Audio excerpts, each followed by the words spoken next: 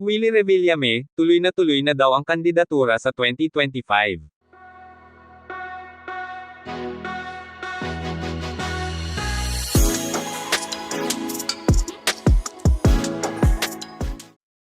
Matatandaan na nitong huling araw ng filing of candidacy, noong October 8, ay opisyal na nga na nag-file ng kanyang kandidatura sa pagkasenador para sa taong 2025, ang dating comedian at ngayon ay isa sa mga kilalang host na si Willie Revillame. May mga nagdududang baka hindi itutuloy ni Willie Revillame ang kanyang kandidatura sa pagkasenador, dahil nga sa TV5 afternoon game show niya na Will to Win.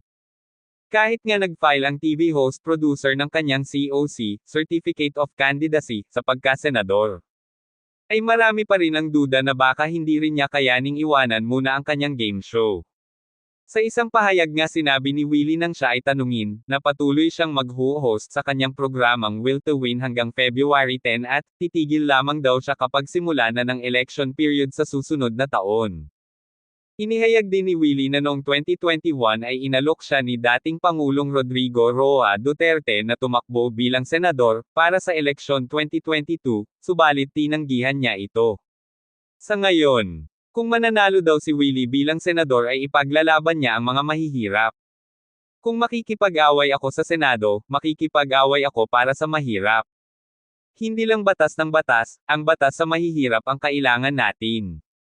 Natanong din si Willie ng broadcaster na si Gretchen Ho kung mayroon na itong panukalang batas na ipaglalaban sa Senado at narito ang sagot ni Willie Revillame.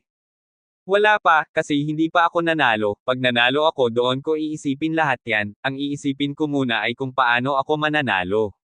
Wag mo muna ako tanungin ng mga ganon, sandali, kaka-file ko lang, wag nyo naman akong madaliin sa buhay.